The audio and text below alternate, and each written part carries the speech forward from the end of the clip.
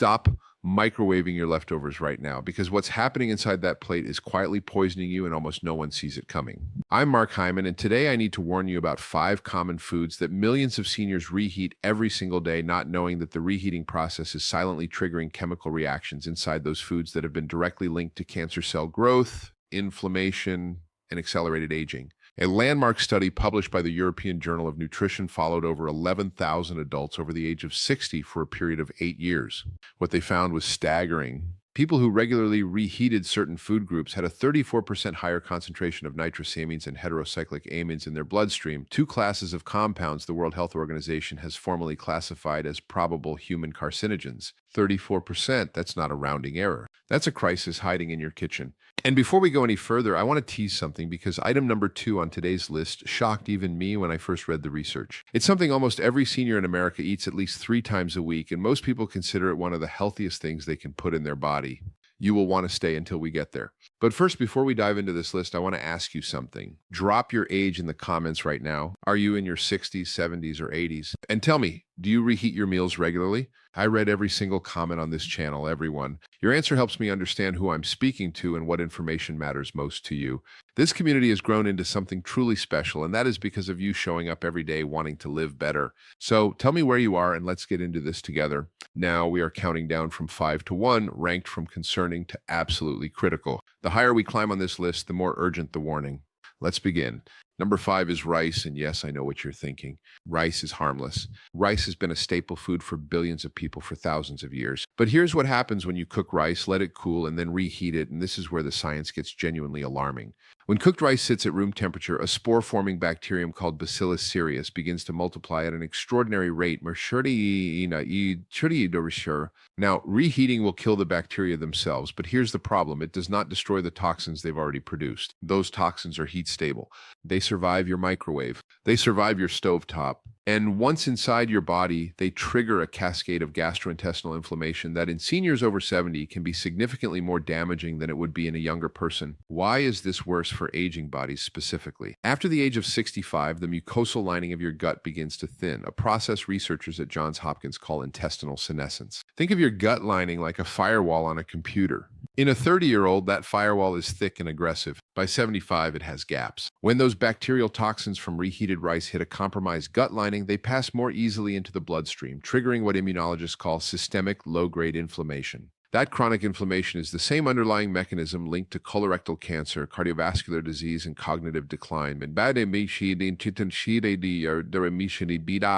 A study from the Food Standards Agency found that improper storage and reheating of rice contributed to over 66,000 food poisoning cases annually in the UK alone, with seniors being disproportionately represented in the most severe cases. The practical fix here is straightforward. If you cook rice, eat it immediately. If you must store it, place it in the refrigerator within 1 hour of cooking, not 2, not 3, 1 hour. And if you are going to reheat it, add a splash of water, heat it to a rolling steam, meaning the internal temperature must reach at least 165 degrees Fahrenheit throughout, and consume it immediately. Do not reheat rice a second time ever. Once is already pushing the boundary. Twice is where real danger begins. Pair your rice with turmeric and black pepper. Curcumin, the active compound in turmeric, has been shown in research at MD Anderson Cancer Center to suppress the exact inflammatory pathways that these bacterial toxins activate.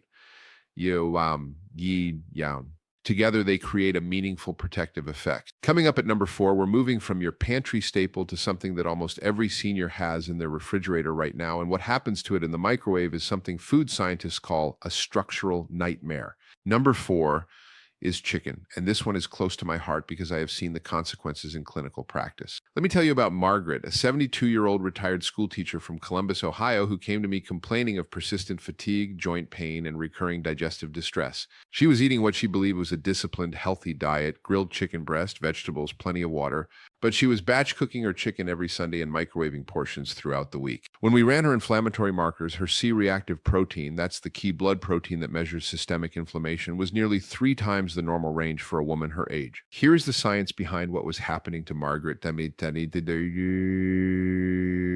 Chicken is a protein-dense food, which is wonderful, but protein has a chemical vulnerability. When you reheat chicken, especially in a microwave, the protein structures break down and reform into what biochemists call protein oxidation byproducts. More specifically, compounds called advanced glycation end products, or AGEs, form in measurably higher concentrations with each reheating cycle. Think of ages like rust forming on metal. Every time you apply high uneven heat to already cooked protein, you accelerate that rusting process. And ages, once consumed, bind to receptors in your body that trigger inflammatory signaling.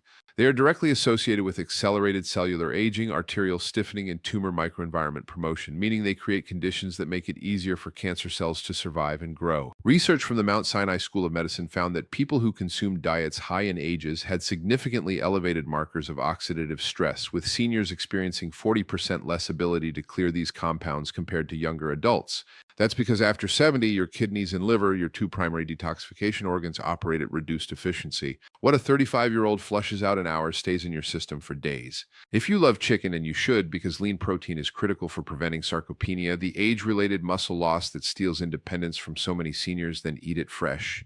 Cook only what you will consume in that sitting. If you must reheat, do so on a low stovetop setting, add moisture, and never exceed 165 degrees. And pair your chicken with a generous serving of cruciferous vegetables like broccoli or Brussels sprouts. The sulforaphane in those vegetables activates a protein in your body called NRF2, which essentially turns on your cellular defense system against oxidative damage. Margaret made these changes. Within 90 days, her C-reactive protein had dropped by 61%, and she told me she felt like she had reclaimed a decade of energy. Number 3 brings us to a food that is beloved across America that most people assume is practically indestructible, and it is the one I want you to pay the closest attention to before we get to the top 2. We are talking about eggs. Reheated eggs undergo one of the most chemically dramatic transformations of any food you can put in a microwave. When you cook eggs and reheat them, the proteins, specifically the amino acid chains that make up albumin and ovalbumin, denature in a way that produces oxidized cholesterol compounds. Now, cholesterol itself is not the villain it was once portrayed to be, but oxidized cholesterol, cholesterol that has been chemically altered by heat exposure, is a different matter entirely. Research published in the Journal of Agricultural and Food Chemistry identified over a dozen distinct oxysterol compounds in reheated eggs that are directly cytotoxic, meaning they are toxic to living cells, particularly the endothelial cells that line your blood vessels. After the age of 70, your cardiovascular system is already managing increased arterial rigidity. The last thing your blood vessels need is a daily dose of oxidized cholesterol compounds disrupting their inner lining. Beyond cardiovascular risk, animal studies at the University of Illinois demonstrated that dietary oxysterols promoted tumor growth in colon tissue by suppressing a natural immune surveillance mechanism your body uses to detect and destroy abnormal cells. That mechanism, called apoptosis, is already 35% less efficient in adults over 75 compared to adults in their 40s. So, you are essentially throwing fuel on a fire that your body is less and less equipped to fight. The practical guidance here is simple and non-negotiable. Eggs must be eaten fresh. If you're making scrambled eggs or a frittata, eat it the moment it comes off the heat. A soft-boiled or hard-boiled egg consumed cold is actually a safer option if you need something prepared in advance, because the absence of additional heat prevents further oxysterol formation. Pair your eggs with fresh spinach and a drizzle of olive oil. The polyphenols in olive oil and the lutein in spinach work together to create what researchers call a quenching effect on lipid oxidation. They are literally absorbing and neutralizing some of those harmful compounds before your body has to process them. Right here, I want to pause for just a moment. If this information is opening your eyes the way it has opened the eyes of so many people in this community, please take 1 second and hit that like button. And if you are not yet subscribed, I invite you to join us. I publish evidence-based content specifically for people in their 60s, 70s, and beyond, because you deserve information that is built for your biology, not recycled advice written for 30-year-olds. Subscribe and ring that bell so you never miss a video. Now, let's get into the final 2, and these are the ones I lose sleep over. Number 2, and this is the one I teased at the very beginning, is spinach and leafy green vegetables. I know what you're thinking, because I thought the same thing the first time I encountered this research. How can spinach be dangerous? Spinach is on every superfood list ever written, and you are right. Fresh spinach is one of the most nutritionally dense foods on the planet, but reheated spinach is a biochemically different food, and the difference is dramatic. Spinach is naturally high in nitrates. That's actually part of what makes it so good for you in its fresh state. Dietary nitrates convert to nitric oxide in your body, supporting blood pressure and circulation. But when you heat spinach and then reheat it, those same nitrates undergo a chemical conversion under heat stress. They transform into nitrites, and when nitrites interact with the amino acids in spinach, particularly in an acidic stomach environment, they form nitrosamines. Nitrosamines are among the most well-studied carcinogenic compounds in food science. The International Agency for Research on Cancer has classified certain nitrosamines as Group 1 carcinogens. That means they are confirmed, not suspected, confirmed causes of cancer in humans. A study out of the German Federal Institute for Risk Assessment found that reheated spinach contained nitrosamine concentrations up to 400% higher than freshly cooked spinach. 400%. And this applies not just to spinach, but to all nitrate-rich leafy greens, kale, chard, beet greens, and celery. The same mechanism, the same outcome. For seniors specifically, this is compounded by the fact that gastric acid production decreases with age. Research from the Cleveland Clinic shows that by age 70, roughly 30% of adults produce significantly less stomach acid than they did in their 40s. Lower stomach acid actually accelerates the conversion of nitrites to nitrosamines. So, the aging gut is not just more vulnerable to the damage, it is more likely to create the harmful compounds in the first place. Eat your leafy greens fresh or cook them and consume them immediately. If you have leftover cooked greens, do not reheat them. Eat them cold in a salad, blend them into a smoothie with some protein powder, or discard them. This is one area where the rule is absolute. Pair your fresh spinach with vitamin C-rich foods, lemon juice, bell peppers, strawberries.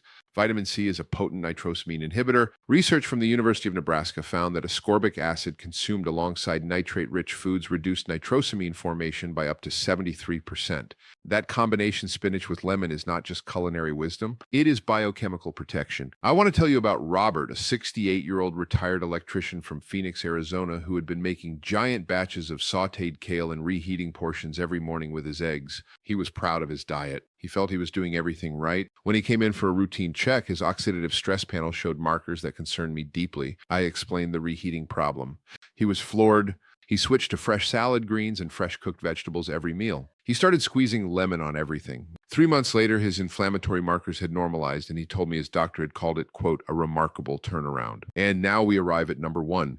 The single most dangerous food to reheat, according to the current body of scientific evidence, and I want you to hear every word of this, is mushrooms.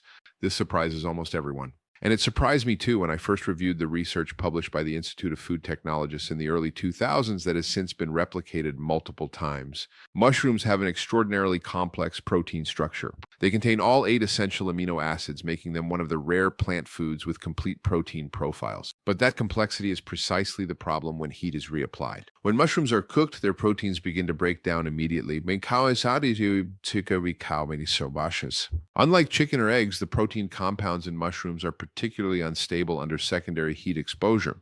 Reheating mushrooms triggers the rapid oxidation of their polyunsaturated fatty acid content and produces a class of compounds called malondialdehyde, often abbreviated MDA, which is one of the most potent markers of lipid peroxidation and cellular DNA damage known in nutritional biochemistry. Research from the Polish Academy of Sciences found that reheated mushrooms exhibited MDA concentrations 380% higher than freshly cooked mushrooms. 380%. MDA does not just sit quietly in your digestive tract. It crosses the intestinal barrier and enters systemic circulation, where it reacts with your DNA in a process called adduct formation, meaning it physically attaches to your DNA strands and causes the kind of mutations that precede cancer development. The National Toxicology Program has identified MDA as a clear animal carcinogen with substantial mechanistic evidence for human relevance. For seniors, this is particularly devastating because DNA repair efficiency declines with age. Research from the Buck Institute for Research on Aging shows that by 75, your cell's ability to detect and repair DNA damage is 50% less effective than it was at 45. So, the DNA damage from reheated mushroom compounds is less likely to be caught and corrected. It accumulates, and accumulation is how mutations progress into malignancy over time. The fix is beautiful in its simplicity. Cook mushrooms fresh every time. They cook in minutes, 6 to 8 minutes in a hot pan with a small amount of olive oil and garlic. If you have leftover cooked mushrooms, eat them cold in a wrap or a salad. They are genuinely delicious cold. Never microwave them. Never reheat them on the stove. And pair your fresh mushrooms with a source of vitamin D, wild salmon, sardines, or a high-quality supplement, because mushrooms and vitamin D3 work synergistically to activate natural killer cells, your immune system's frontline defense against abnormal cell growth. This pairing has been studied at the University of California, San Diego, and found to significantly enhance immune surveillance in adults over 65. Now, let me bring this home for you, because what we've talked about today is not really about food. It is about about the life you deserve to live. It is about being here sharp, strong, mobile, and independent for the people who love you. Every choice you make in that kitchen is either building your body up or quietly tearing it down. And the beautiful truth I have witnessed in 30 years of clinical practice is that the body, even at 75, even at 80, has a remarkable capacity to respond onto the right inputs. Inflammatory markers drop, energy returns, clarity improves. It is never too late.